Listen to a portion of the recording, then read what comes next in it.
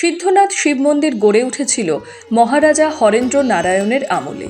ইতিহাসের পাতা হয়তো সব তথ্য তুলে ধরে না, কিন্তু মন্দিরের গায়ে খোদাই করা সূক্ষ্ম টেরাকোটার নকশাই যেন বলে দেয় অতীতের গল্প। লতা পাতা, পৌরাণিক অলঙ্করণ আর নান্দনিক কারুকার্যে স্পষ্ট রাজকীয় স্থাপত্যের ছাপ। পোড়ামাটির দেয়াল যেন এক শিল্প ঐশ্বর্যের দলিল। অনেক পুরনো, সম্ভবত 1757 খ্রিস্টাব্দে, সম্ভবত 1757। এটা সেই হিসাবে 265 বছর অতিক্রম হতে চলছে এই মন্দিরটা। এটা আমাদের ধারণা যে হরেন্দ্রনাথ মহারাজার আমলেই প্রতিষ্ঠিত হয়েছে আর কি। এটা অতি পুরনো মন্দির। এর মধ্যে মন্দিরে যে কারুকার্যগুলো আছে, পোড়ামাটির যে কাজগুলো খুব সূক্ষ্ম কাজ এবং চোখে খুব। এটা যেটা আমরা শুনেছি যে বাইরের থেকে আসছিল, বাঁকুড়া বিষ্ণুপুর থেকে এসে ওরা এটা তৈরি করেছে।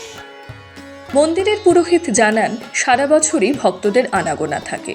বিশেষ করে শিবরাত্রি ও অন্যান্য পুজোর সময় উপচে পড়ে ভিড়। অনেকে মানত করে এসে বাবার মাথায় এক কলসি জল ঢেলে প্রার্থনা করেন। শিল্পীর দ্বারাই তৈরি, এরাই সংস্কার করে। এই মন্দিরটা কতটা পুরনো বা হচ্ছে? আপনার 265 বছরের পুরনো মন্দির। আর এখানে 7 দিন মেলা হয়। মেলায় প্রথম দিন প্রায় 4-5 হাজার লোকের সমাগম হয়। তারপরে মেলা 7 দিন থাকে। এখানে পাবলিক সবই আসে। সন্ধ্যার থেকে মেলার অনুষ্ঠান হয়, গান বাজনা এটা ওটা হয়। বলছি যে এই যে শিবেন্দ্র নারায়ণ তৎপুত্র হরেন্দ্র নারায়ণ তিনি তৈরি করেছিলেন। এবং ইতিহাস নাই, আমাদের জানা নাই ইতিহাসটা জানা নাই, কেন করছে সেটা জানা নাই। জানা আছে এখানে রাজধানী হওয়ার কথা ছিল, মানে রাজবাড়ি। সেটা কি কারণে যে এখান থেকে চলে গেল সেটা আর বলতে পারি না, কিন্তু জায়গায় জায়গায় আপনার ওই ছলিং পাওয়া যায়, খুললে ছলিং পাওয়া যায়, রাজবাড়ির নমুনাটা পাওয়া যায়। মানে শিবি ছিল, আগাগোড়া শিবি, আগাগোড়ায় শিব। আচ্ছা, এই যে আসেন সব এলাকারই, সব এলাকারই। শুধু পুজো নয়, এই মন্দিরকে ঘিরে বসে 7 দিনের ঐতিহ্যবাহী মেলা। দূর দূরান্ত থেকে ব্যবসায়ীরা এসে সাজিয়ে তোলেন দোকান।